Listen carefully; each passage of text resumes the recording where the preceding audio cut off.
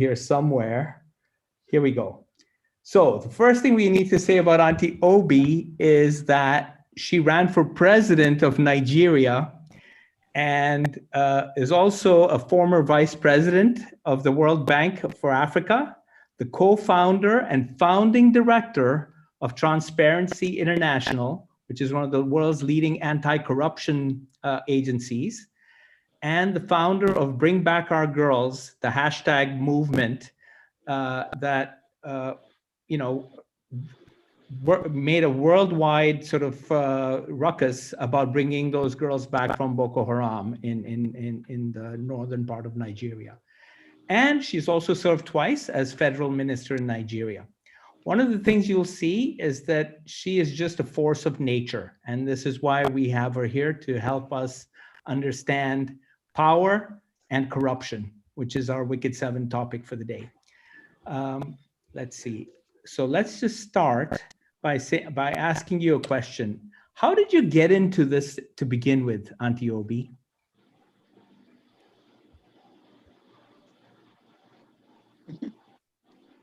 Well, I guess as a young as a young person in Nigeria, I was probably about 10 when I really did ask my dad why we didn't seem to have the same kind of level of development as I was seeing on television.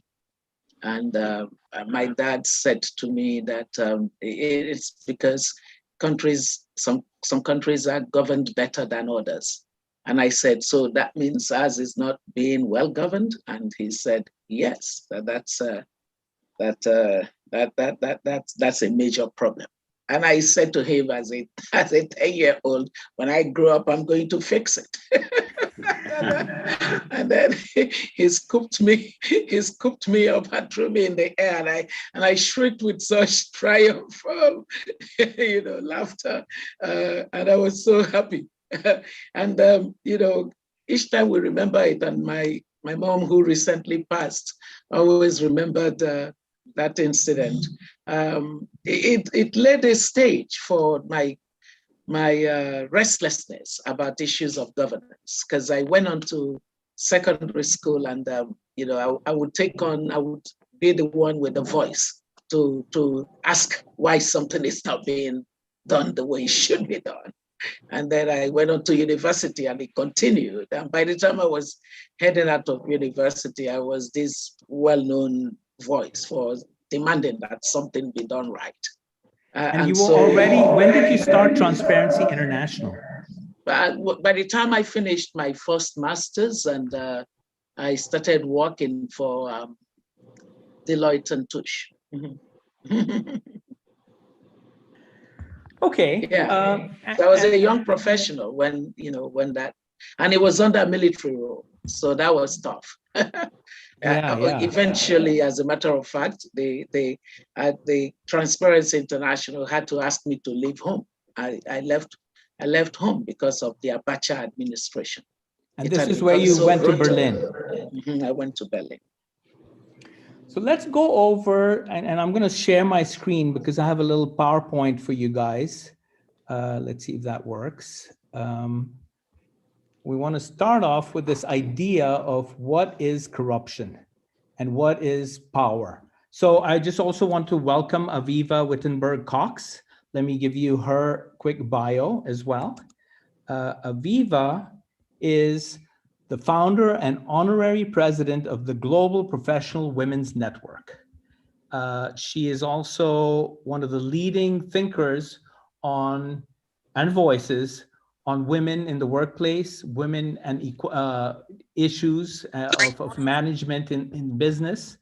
And she consults with thousands of executives through her consulting business and reaches thousands of women in her nonprofit roles through her, and hundreds of couples in her coaching and consulting work. So welcome, Aviva. I just want to say thanks, and I'm sorry, we had some technical difficulties here right at the get-go, but I just wanted to welcome you and say, we're glad you're here. Thank you very much. Lovely to be here with you. And so let's start by getting into this power problem. So I guess the question is, where does power come from? What are the sources of power? You know, we have individuals, and I basically took it upon myself to break down power into 4 sections: individuals with power, communities with power, organizations with power, and nations with power. And you know, I'm going to do a sidetrack and ask Aviva about this question.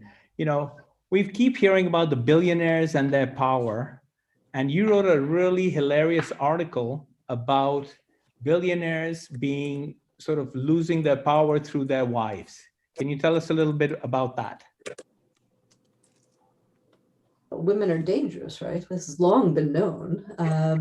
They're just becoming ever more powerful and more dangerous. So be careful who you marry. Be careful who you hire. Be careful all kinds of things.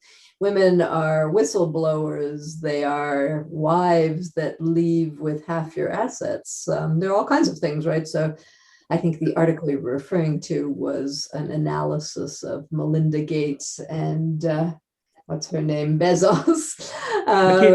Mackenzie Bezos, yeah. Mackenzie Bezos, who are 2 examples of very powerful women leaving with a good chunk of the shared assets, and also the power with which they entered those relationships. Both of them were much less powerful than the men they married, and I compared that to Michelle Obama and her husband, where they entered that relationship in a much more equal. In fact, she was his boss when they began that relationship. And yeah, power at home works very much like power anywhere else. So beware when you marry somebody that you disempower, because they might just come back and bite you. And you even talk about Bill Gates or Melinda having to fight to get her name on the report for the Bill and Melinda Gates Foundation, that she couldn't even put her name on that report and sign it and that it took her a few years just to get her name to, I guess, just to get her name on the report. I heard that as all these articles were coming out about the divorce, and I couldn't believe it because it's such a powerful insight into what the power balance in that couple was, that she was not for years. Everybody had the impression that this was this wonderfully balanced couple saving the planet with their joint philanthropy, which I understood had been her idea and initiative to start off with anyway. And he only did it because of his wife. And then to discover that she couldn't even sign the foundation's opening page letter for 5 years or something was shocking, and gives an insight into the reality of that relationship. No wonder she left. She probably waited a long, long time. And from what I see from how much destructive PR he's getting in the press, I think she's done a pretty good orchestration of bringing him down in her in cold revenge, right? Well, maybe not revenge. Maybe she's just standing up for herself, you know, and you know, and after, anyway, we'll move on. But it's a pretty coordinated assault if you've been reading the papers. Yeah. So the question I have though for Auntie Obi is, who has the power here in the world? Is it the Bill Gateses of the world? Is it the military guys? And, you know, I created a little power scale trying to put these guys from low power, which is the people, you know, normal individuals, and all the way to, on the other end, we have the billionaires of the world who are sort of running the show. And so who has the power in the world, in your opinion? And how is it shared? I think that, you know, it's a networked thing, right? So we have a networked power sharing that goes on amongst the world's political class. So even though they might be differentiated by virtue of their profession, whether you're talking about the billionaires out of business, that's the corporate world, or you're talking about the crime lords. Some of them are no different from the politicians. that they finance their campaigns, right? And then you're talking about the politicians, you're talking about the military class and military procurements and the things that go along with it. So you have to look at everyone from your religious leaders all the way to the billionaires as belonging to a class of people. And, they are within reach of one another. They are highly networked. And because they are highly networked, the lines are blurred. Some of them, national sovereignty or national boundaries don't keep them apart. It's mutuality of interest that drives the relationship. And so you could analytically try to locate where each of these people appear on a canvas where you're measuring, you're using the Gini coefficient to measure inequality, whether within countries or across countries, and you'll be quite, you might just find that it's like a coterminous kind of situation that you have. So I would say that the world is divided into two. Those who have the power are networked into others who have more power than they have, and then the rest of the world, meaning the citizens who are pushed to the margins of democracy, politics, and economy. I mean, I'm just worried, right? I mean, the whole point of our Wicked 7 project, I'll go back to that for a second and say, why are we doing this? And see, you can see power and corruption is our number 1, 2, 3, 4, our fourth topic. But the idea here is that we're looking at the world's wicked problems, and it seems like power and corruption is sort of the glue that holds all our problems together. It's one reason why nothing actually happens. Nothing ever actually gets solved is because of the people who are in power and who aren't willing to change or actually stop doing stop these systems that we have. They're not going to stop. Yeah. Why should they stop? Well, I was going to say, there has to be a disincentive for them to stop. So destroying the world is not a disincentive. They don't actually think that the world will be destroyed in the way that it affects them. I see. So we have to be able to generate enough empirical evidence to show that their interest will be compromised if they don't stop. And they don't think that we have that sufficient muscle to show that, right? Because even the academia that you've got closer to the people is also more and more compromised today. So, right. So we really have to understand, and that was the basis of the research that I spent time doing at the Robert Bosch Academy in 2019 until 2020, looking at something that I called fixed politics. We ultimately have to agree or come to the conclusion, because that's what that research showed to me, that it is only the citizens that have the incentive to actually build collective action toward changing the corrupted political systems that are leading to these wicked problems. Great. With that, I'm going to switch to Aviva and ask her this question. So Aviva, you're sort of bringing together and creating this force for good through this powerful network of women that you have. How do you see these women changing the direction of how power is used and shared in the world? Is that something we can sort of hope and fight for? So, several points.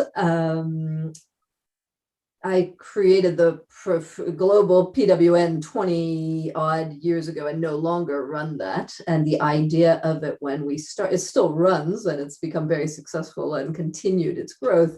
The idea there was much more modest, I'm afraid, than saving the entire world. It was balancing the business world, because I thought it was just ridiculous that our economic systems would be run entirely by men, which I didn't see as functioning particularly well. And it was that power disbalance that we sought to address by getting women into power in the narrow sphere, relatively narrow sphere of the economy, which has, borne some fruits. There's certainly a shift in the balance of power, but I've spent the last 15 years not on women, but on men.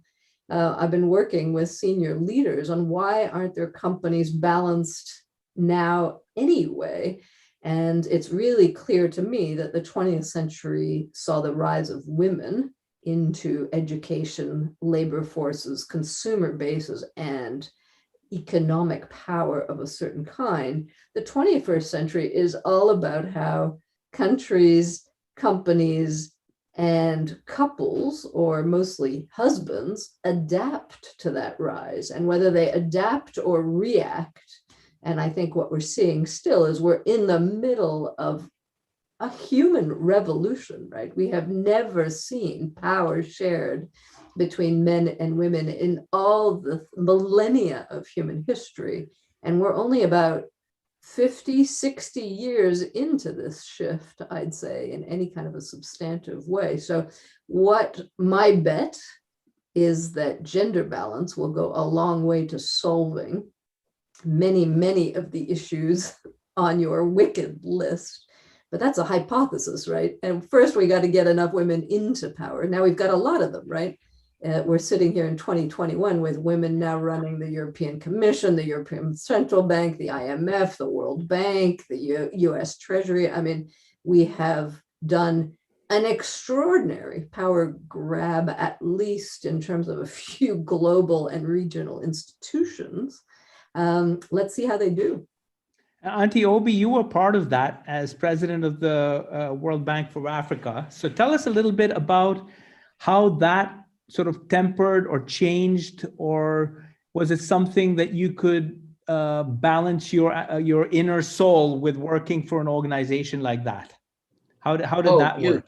You bet that, my dad was correct, that rather than be influenced by something that is not up to my values threshold, I would rather leave an impression on it.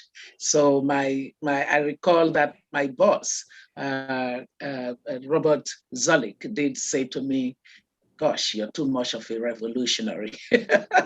Because I did say to my boss one of the days, I said, "You know what?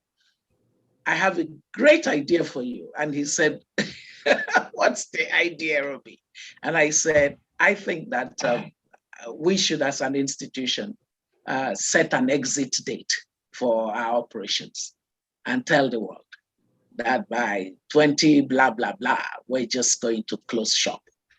He thought that was really something else, And the reason, when he asked me, "Obi, why?" And I said to him, because, we have to be in a hurry to tackle poverty.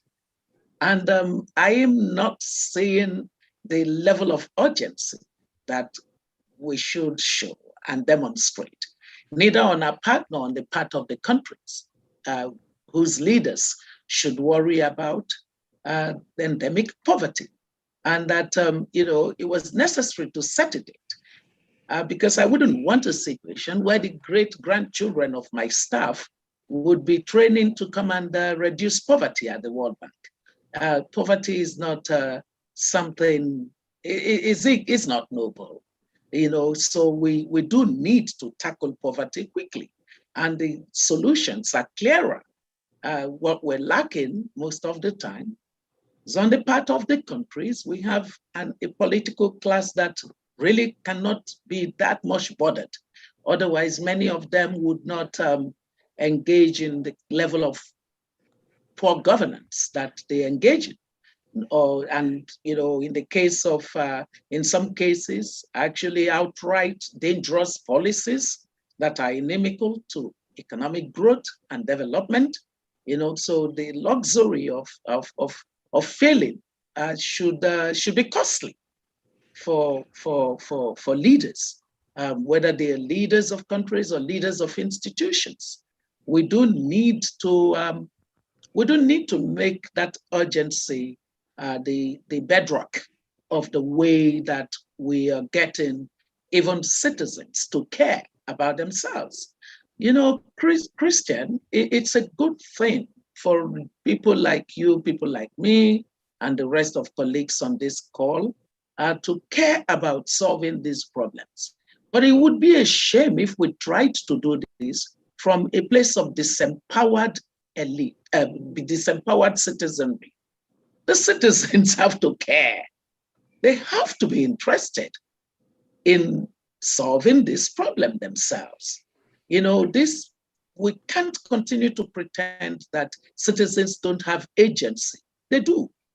Citizens must come to the place where, they are as worried about these problems as you and I, or you and me. We can't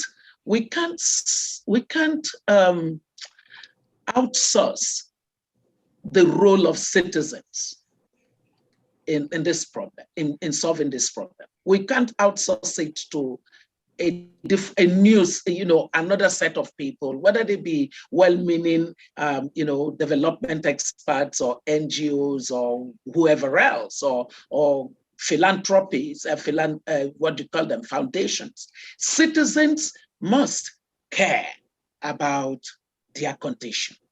What I believe we have missed is the designing the mechanisms that would support the empowering of citizens to get to the place where their caring would not just be I care, but it would inspire action, the right kind of action that compels a different kind of behavior on the part of those who are sitting on the wicked problems and not wanting to solve them.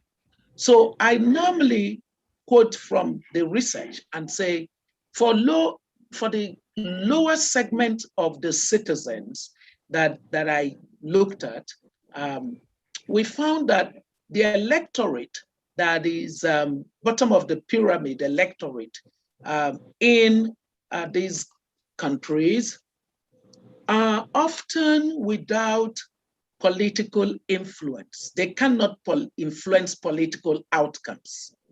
And because they cannot influence political outcomes, they are at the receiving end of whatever a monopolistic political class does with governance, right? And so if you want to tackle this lack of power to influence political outcomes, you have to look at two things as a double track and do them contemporaneously, or is it simultaneously or concurrently?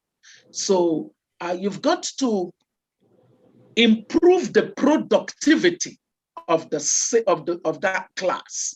That class needs an improvement of their productivity. And what we found is that majority of that class are either women or young people. And so we have to imagine innovative ways, even within the context of poor governance, to get them to a place of relative productivity, where the purchase, in the case of my country, for example, the election day is just another day in the life of the poor person. So they are not thinking of election day as an event that determines 4 years of their lives. No, they don't have that luxury to think of it that way. It's I have a quick question. Yes. In both Nigeria and London, Aviva, Do you have election day off as a holiday for the entire country? It's usually on a Sunday here.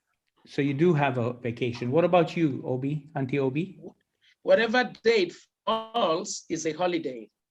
Right. Imagine this, in the US, it's not. It's usually on a Tuesday, right, Phil? And On it's purpose. not a holiday. Yeah. But let me make a remark. This is Phil Kotler, and I find this extremely interesting, including the slides I'm hoping to get to as well. But let me here's the question. Is the change going to come from the poor people becoming conscious of their exploitation, they're being exploited, or is it going to come from more the middle class? Now, of course, if Nigeria does not have a middle class, then we got to talk about energizing the lower income people. We should always do that anyways. But I would suggest that there are concrete things that even poor people can be asked to do. For example, bribery is going on everywhere, let's say, in many countries, and let's take Nigeria. What if we say, please report officers or corporate people who are asking for a bribe? Do it safely. As a matter of fact, we have set up an organization to receive complaints where this is taking place.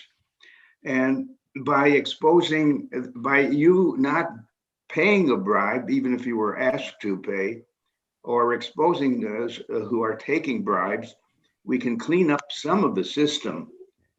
Is that practical or not? What can people do as citizens?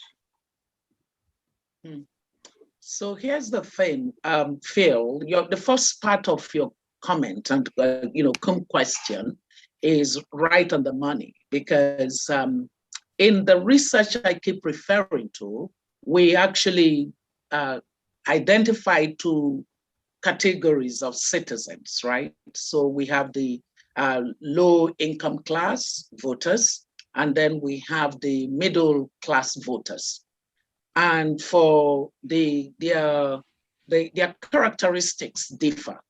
So the low income class voter, as I said, has a low productivity problem, because no matter what they do on a given day, they don't earn sufficiently to have the power to determine electoral outcomes without feeling that they need to trade their vote, right? So whatever they get on the day of election is material enough to move them in a certain direction, which often does not serve their own interest.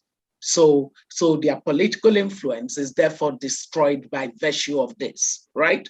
Yes. But there's a second thing.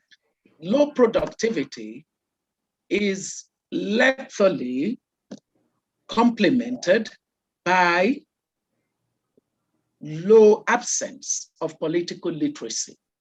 So there's a whole political literacy agenda that nobody engages on a sustained basis.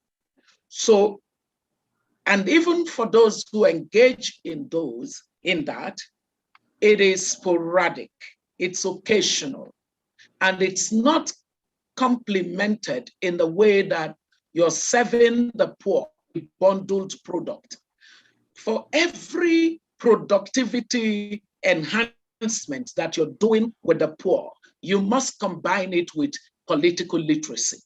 You can't have two different programs running amok and then So, Obi, let me ask you this then. Isn't it a failure of education of the poor people that we don't get the political literacy? Could Nigeria make progress in putting subjects like democracy, politics, exploitation into the curriculums of young people so that they get sensitized to the problem? So it's good that you're speaking to me because I was once Minister of Education of Nigeria and did exactly that. Basically put into did a curriculum reform to have civics in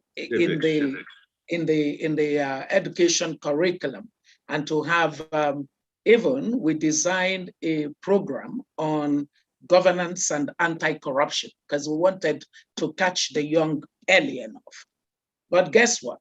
The same hideous politics put an end to it, because as soon as I left office and the next group of people came, they decided to throw away that particular reform. So you have to fix your politics. There are no ways. You don't have ifs or buts or whatabouts. So we have to fix the politics. But let me continue and finish up on the middle class.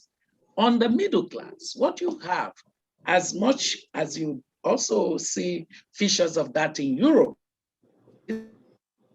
and until recently, even in America, is a middle class that acts irresponsibly, right? We're here to talk about fixing problems. So there's no need trying to be politically correct. A lot of the middle class across countries, whether it's India or Indonesia or London or wherever else, there is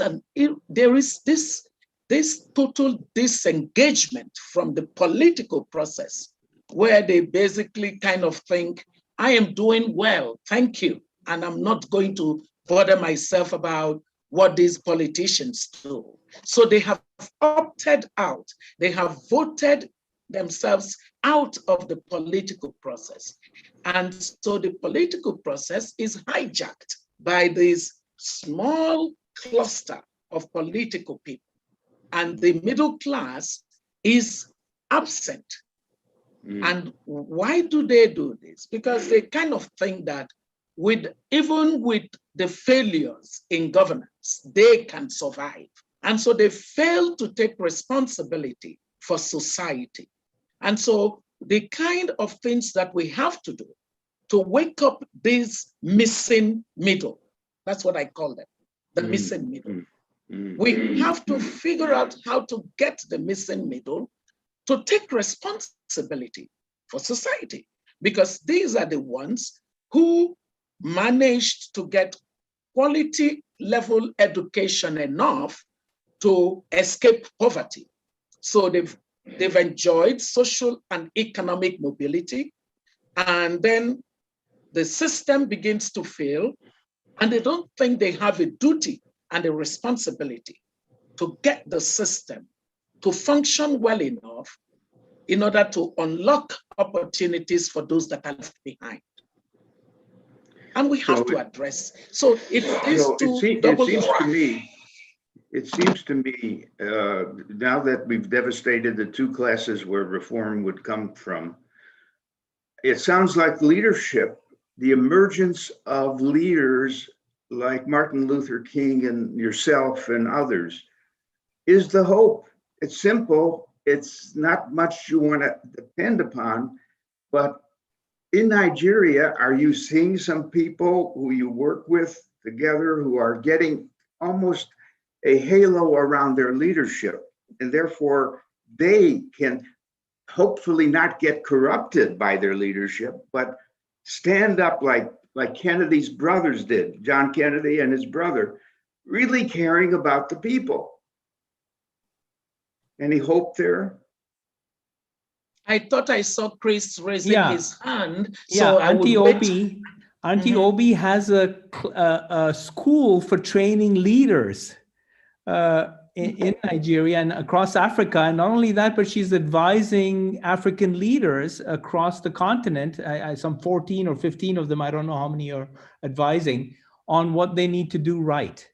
So tell us a little bit about that. But I also want to go, if you don't mind, I'm going to switch to Aviva for a second, because she's been quiet too long and she needs to weigh in.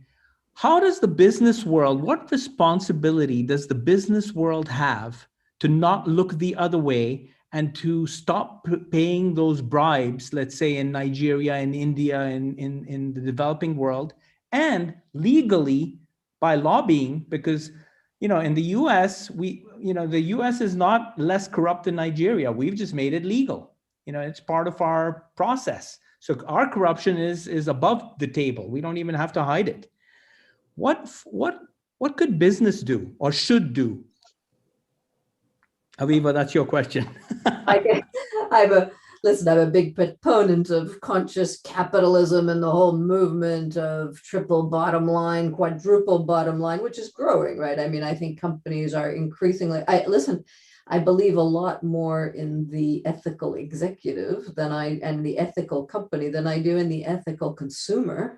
If we're hoping for people to lobby for, not paying the cheapest kind of skirt from the cheapest slave labor they can, we're going to be waiting a long, long time, it seems, sadly.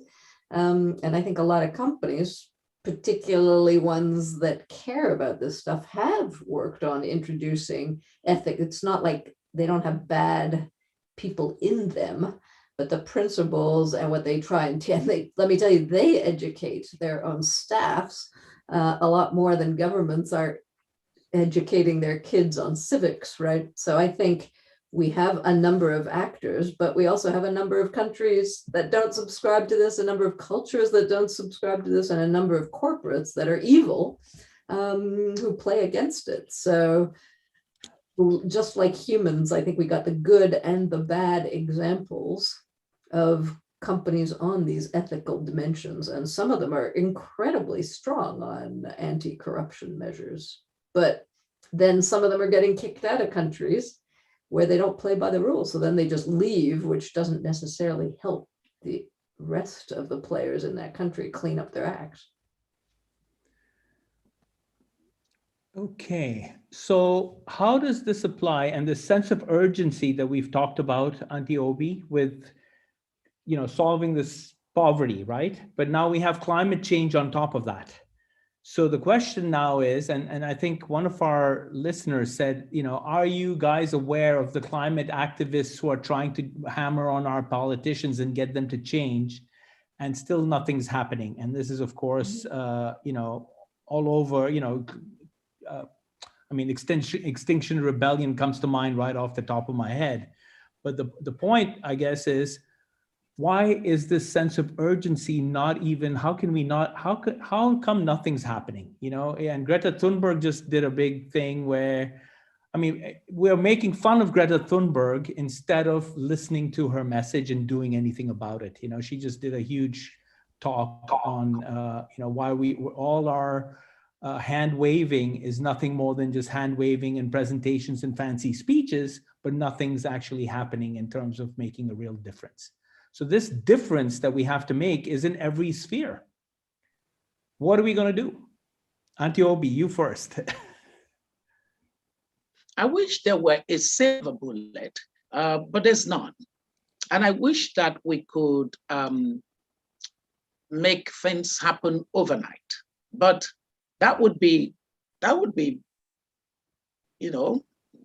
big blessing.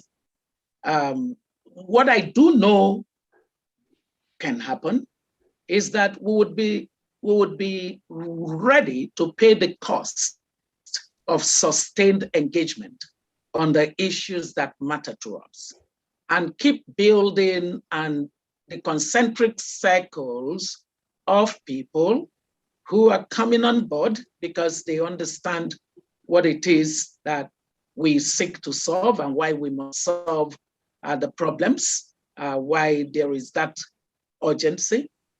I would take an example of what happened after my research, actually during the course of my research. As I began to see how very clear the research was pointed to the inevitability of countries on my continent remaining under the cloud of poor governance until we fixed our politics, I came to the conclusion that this was too much for me to carry, and that I needed to bring people like me who care about these kinds of matters to join me in Berlin at a roundtable and to present to them what I was finding out. That, look, our politics is stuck in low equilibrium, monopolistic structure, and that there is no incentive for our politicians to do differently because their current behavior is hugely rewarded. It doesn't cost them anything. So there is no disincentive for carrying on with that behavior. And so we're stuck, literally stuck. Any kind of pretense that, some of them would wake up one day and decide to be benevolent would be, unreasonable. And so that the research was pointing out to the fact that my research ended up in a construct that I called the triangular pillars of democracy. The triangular pillars of democracy, meaning, so one of the pillars at the base is the electorate. And I used economic modeling of market structure, rather, to understand what I was saying with our democracy and our politics.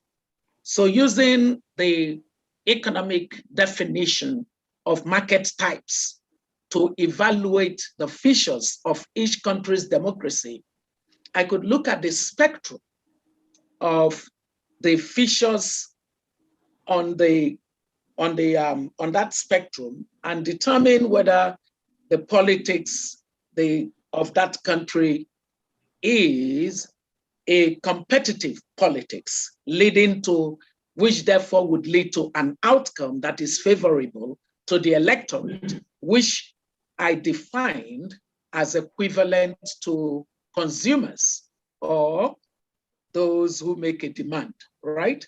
So those who make a demand for a product called politics, called governance, are the electorate. So I call them the demand side. And then, so they are the left-hand base of my triangular pillar of pillars of democracy.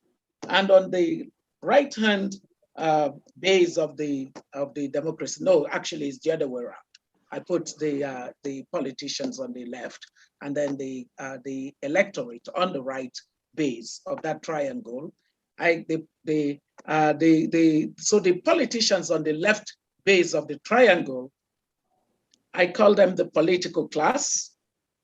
If you evaluate the characteristics of the politicians in any democracy, they would reveal a lot to you in terms of the state of that democracy. And then at the apex of the triangle, I have what I call the regulatory context. So you can see that it really mirrors what you see in a competitive market environment where you've got the supply side, you've got the demand side, and you've got the regulator. And then I then use the features of what the outcome should be in the interaction between the demand side and the supply side and the existence of a regulator to determine whether at all times that they interact, the utility to the demand side is at its highest possible. If it's at its highest possible, then you know that we are in fact getting an outcome that is favorable to the citizens. So it will be closer to a competitive democracy. But immediately begins to move away from a competitive democracy where the interaction between the demand side and the supply side, as well as the role of the regulator, is leading to a desirable outcome for the demand side. Then you're entering into the monopolistic democracy. So you're entering into a duopoly, you're entering into an oligopoly. An oligopolistic democracy could be one where the political class and the regulators are, and a few of the people on the demand side gain most of the benefits of politics. And then if you went further and you get to a duopoly, then you know that it is now really the regulators, the supply side, gaining all the benefits of the democratic space. And then as you get further, then you get into a monopoly, where basically it is about the political class and they alone. So using that kind of analytical framework, I then evaluated my the democracy for Nigeria and a couple of countries and a number of countries in Africa. And when I did that evaluation, all of our democracies were appearing within the monopolistic democracy region of that spectrum. Monopolistic democracy. A monopolistic democracy basically is an anomaly, because there's nothing about democracy that can be regarded as resembling monopoly. You can't have such enormous concentration of power in one actor and call it a democracy. It ceases to be a democracy. So on the basis of that, Christian and colleagues, what we essentially realized is that for you to correct, because in a market environment, when you have a monopolistic structure, there is a correction that has to happen, because you have to correct the market. There is a market failure. You have to correct it in order not to compromise the value and the benefit to the consumers. In this case, for the product of politics and governance, the electorate, the citizens. So if you're going to correct that, we now found that you have to do three things. You have to emerge an empowered and engaged electorate. So you can have people who are demanding for political outcomes, and they are simply disengaged and unempowered or disempowered. So you have to emerge an empowered and engaged electorate on that side of the triangular pillars. And then you have to, on the side of the politicians, whose character, the characteristic of the current politicians is basically a political class that subordinates the common good to their private and narrow interests. They subordinate the common good to their narrow and private interests. And they do it because there is no cost and there is no consequence for that behavior. And that behavior has become entrenched over time. Therefore, if you're going to empower the electorate and engage them to make the right kinds of political calls, and yet leave the political class that you have seen to show that those characteristics, you haven't helped the electorate. Therefore, you must immediately, concurrently, build a new political class. And keeping with the economic modeling analogy, the market of the political class, that is the suppliers, they are suppliers, that's the supply side, right? That supply side of your triangle for politics is corrupted. Now, because the electorate has stuck, they have no choice but to choose from that corrupted pool all the time. If you're going to empower and then cause your electorate to be engaged, then you have to give them a new political class. And that meant we had to invest in beginning to develop a new pipeline of political leaders. That's how come we started the School of Politics, Policy and Governance, to build a new pipeline of public leaders that are different from the existing stock that the electorate have to choose from. So we are training leaders that we say would be of character, competence, capacity, courage, and empathy. So we want leaders that would challenge the existing paradigm of what it means to lead in the public space. And then on the apex side of it, we are engaged with society to compel a new regulatory framework to regulate that interaction between the politicians, the supply side, and the citizens, the demand side. And in that change of the regulatory context, we're basically asking for constitutional reform. We're looking where right now the country is up in arms on our electoral act, which is undergoing some reforms at the National Assembly, but the lawmakers want to mull it in the direction of what they want, not what the citizens want. And there's a showdown that's going to happen in the country because of that. Because there's that push. So we must do these three things, Christian.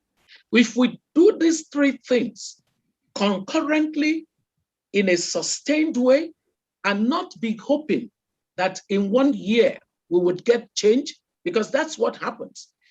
People in the development world or bilateral partners working with developing countries are in a hurry to put a flag on some success. So they don't stay with a problem until it is solved. We own this problem. We're going to stay with it until it's solved, because that's what will break the intergenerational dynasty of poverty that we have seen in our society, on our continent. If we even spent the next decade doing what we're doing without seeing big ticket outcomes, but we can see incremental changes, that puts us in a direction where by 2031, I would be discussing a different topic with you, not the topic of corruption. Well, I'm afraid that you need more help, Auntie Obi. I think it's not just you, but all of us. I mean, the US has the same problem. You know, Michael Porter and Catherine Gale just wrote this book a year ago on the duopoly that controls Washington, that they have nothing. Oh, wow. Really to, yeah, it's a great book. I'll send you some stuff. And her name's Catherine Gale. She started I know Catherine. Yeah, she started an Institute for Political Innovation, but the idea is that the system is designed to do what it's supposed to do, which is not serve the people, not serve, the common interest, but of course the private interests of these landed gentry, if you will, to use an aristocratic term. Yeah, Phil. Let me make a suggestion that would be very helpful. If we looked at Africa as a whole and studied the countries that are making more progress and the cities under mayors that are making more progress, and I'm sure some of that is happening, we will get examples and paradigms for correction. Because let's say that even if Nigeria did not improve very much, but country X in Africa improved greatly, everyone's attention will be toward what did they do? Because we want the same thing to happen to us. So I think that microscopically, we could identify movements and developments that are really taking place that ought to be copied and admired and broadcast, basically. Do you agree with that, Obi, that we should look for such centers of development? As a matter of fact, it is part of what, because, okay, let me back up a bit. So part of the research then begins to look at what are the indicators that would make us say that a democracy is distorted? So we have a number of indicators. So we have, for example, did this democracy lead to an improvement in the life expectancy of the society? Did the democracy improve the income per capita over this period of time?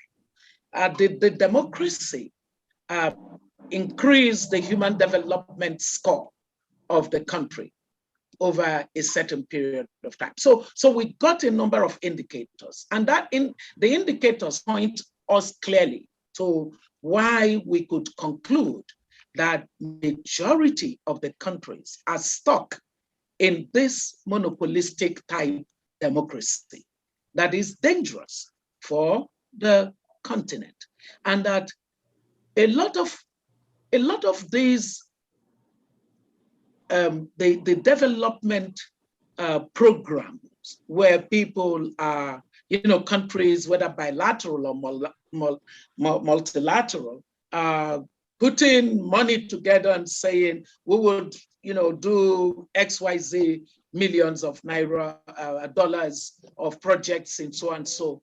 That's not going to be the pathway to development. Thank It's you. only just going to be a tiny, what do you call it? A drop in the bucket. Yes. So we have to address the root problem.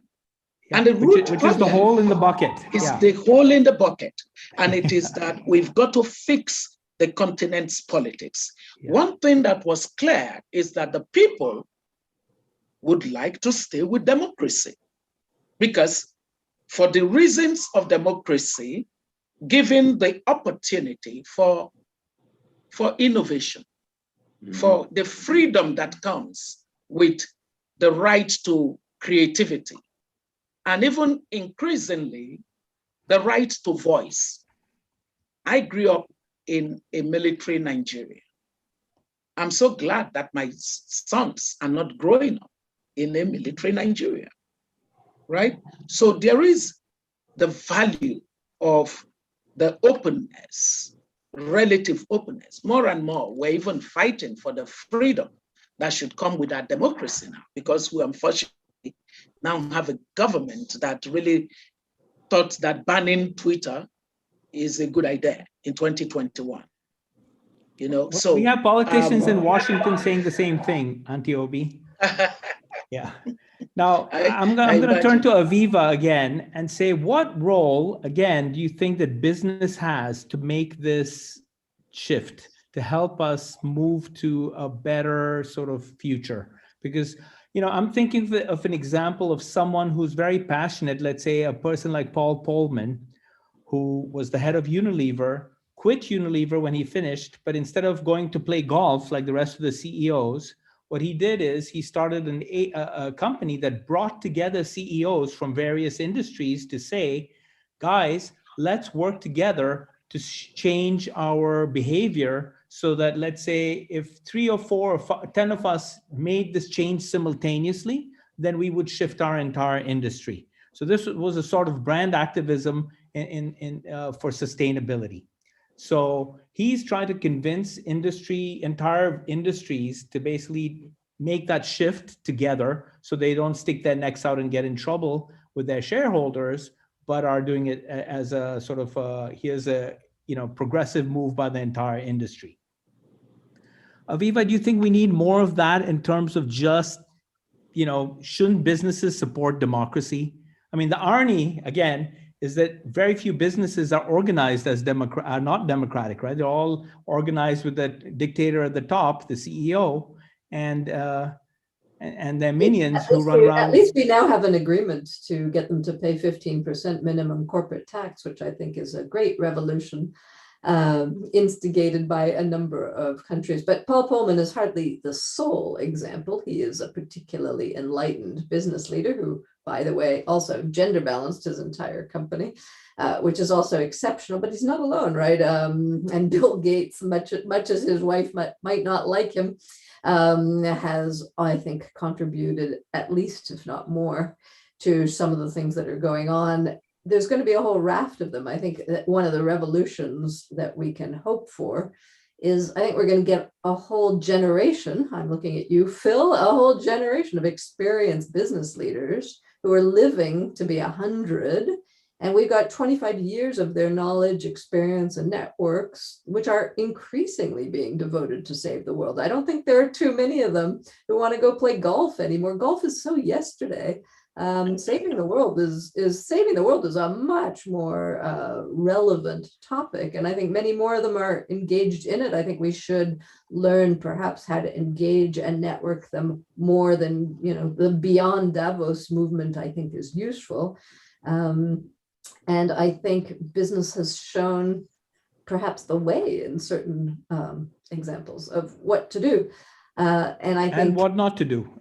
and what not to do, but there's always the examples of the best and the worst, right? So let's focus on the best and use them and leverage them.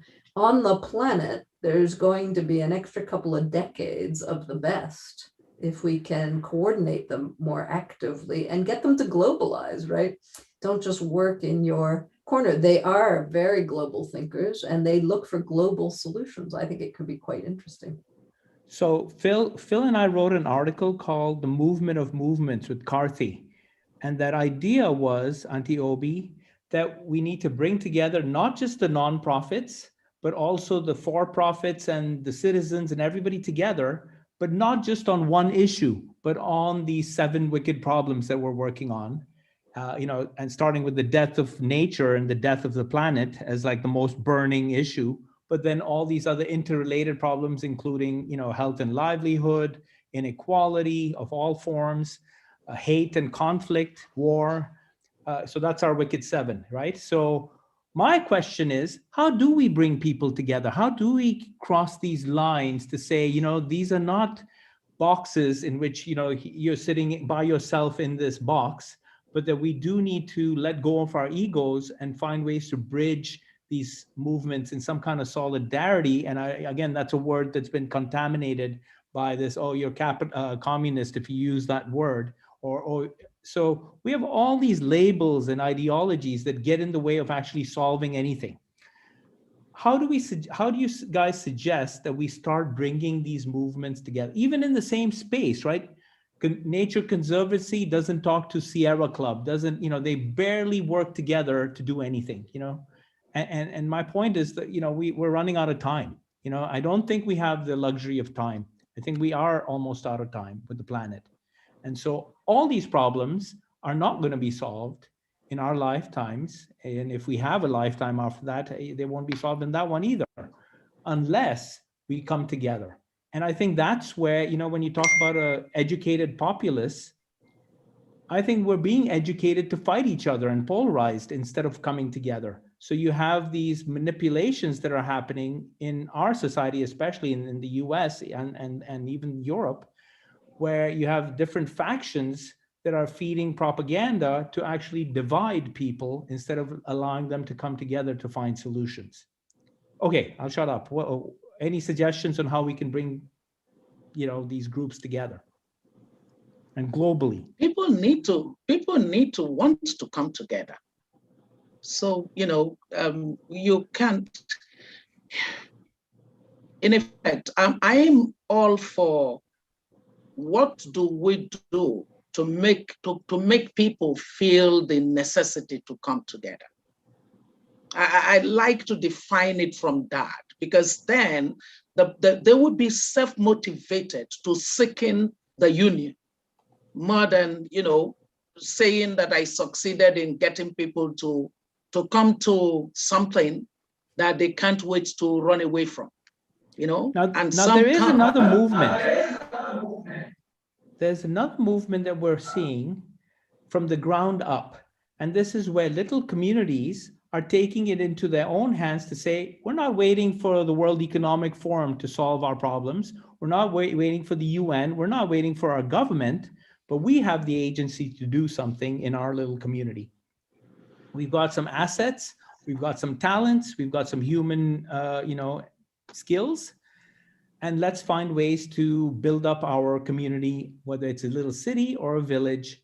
And I think we're beginning to see this cooperative type movement spread all over the world.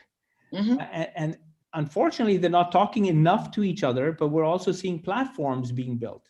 This is just something we've been writing about. But Aviva, do you see the role of business in helping these platforms come up from the bottom, where you have local businesses becoming sort of pillars in their community and having deep roots in small communities, so that it's not it's more like the Mittelstand instead of the global businesses that are sort of exploiting everybody they can?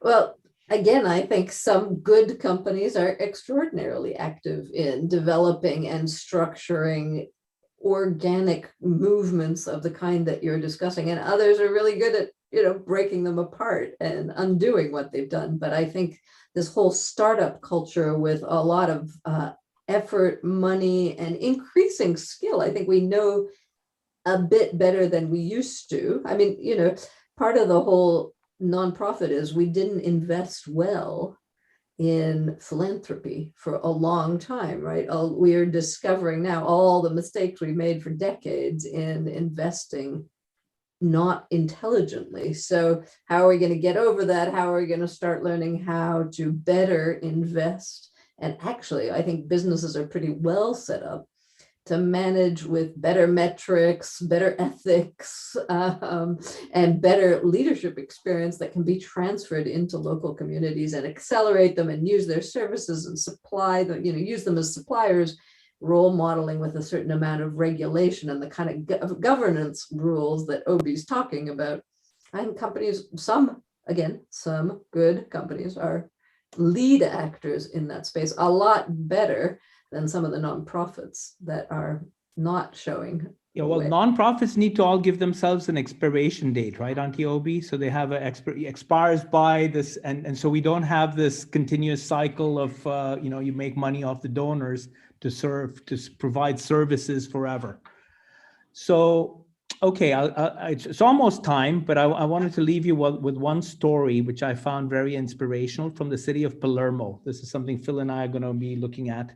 But basically in Palermo, at least this is how the story goes, if you're a store owner or starting up a business, you have to pay a small fee, a monthly subscription fee to the mafia for protection, so that they don't burn your store down or whatever it is. Well, these college students who are going to start up a little enterprise decided they didn't want to do that. So they ended up one night creating these little posters that said, a community that has to pay these bribes is a community without dignity. And it looked like a death notice. They used the font and the format of a death notice and plastered these posters all over Palermo.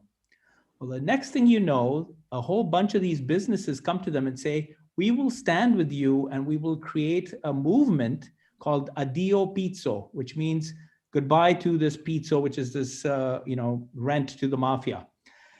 And so now there's some 1,000-something businesses doing this. They haven't been burned down yet, and they're very brave, right? To in the face of a culture that's already full of fear, to stand up like this.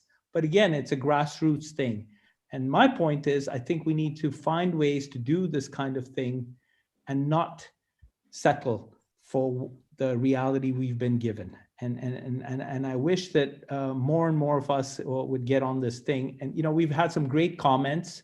And in the thing, I haven't been able to get to all of them.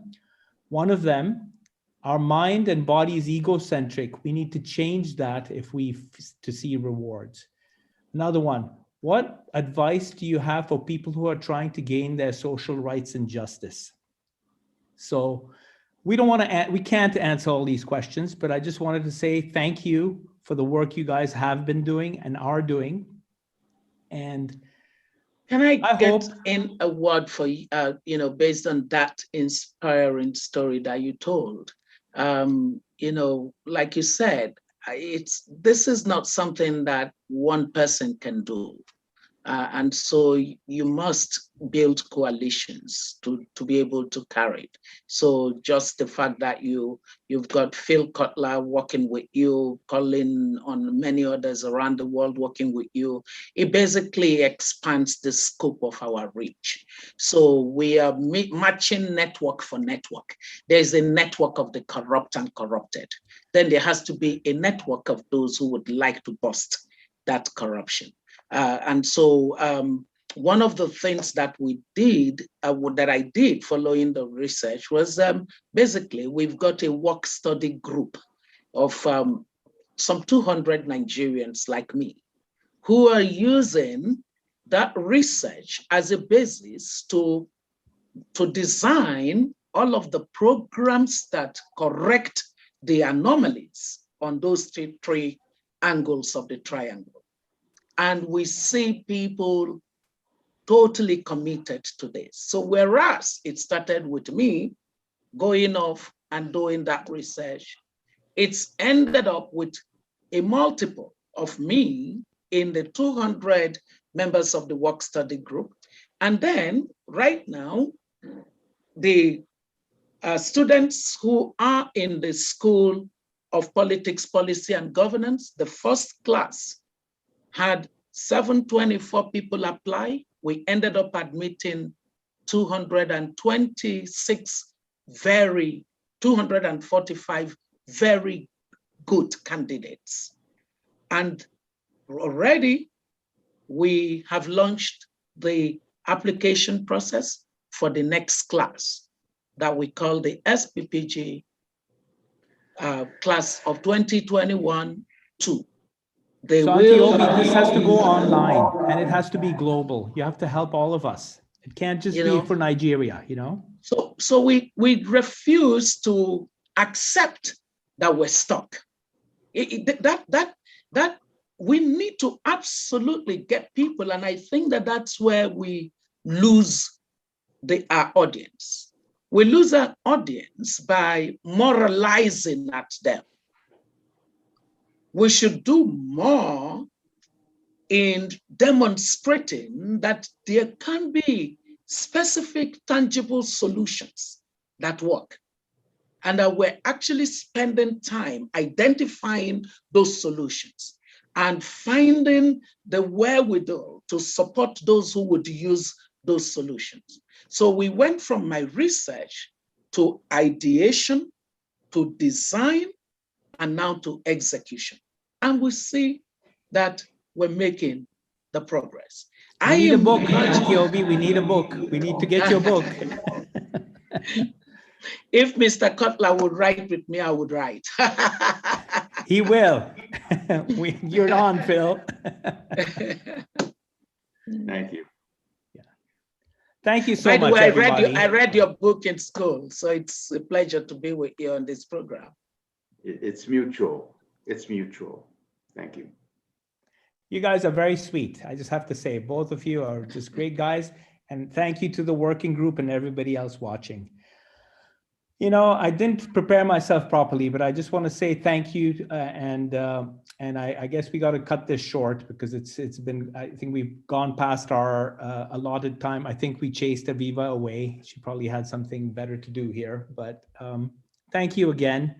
And Obi, Auntie Obi, we're going to keep tabs on you and bring you back for the next round at some point here, because we need to get some kind of Nigerian or African dictator that we can have a fight with. So maybe a Western dictator, you know, some CEO that we can find, perhaps. I'm just kidding. Yeah. But those problems are not going to sit on our laps. We have to fix them. And the journey starts today. So let's not despair. We will make things happen. Thank you. Thank you, everyone. Thanks, everybody. Bye-bye. Thanks. Christian, thank you so much for moderating. Thanks, guys. Thanks, Phil. Thanks so much, Christian. Thanks.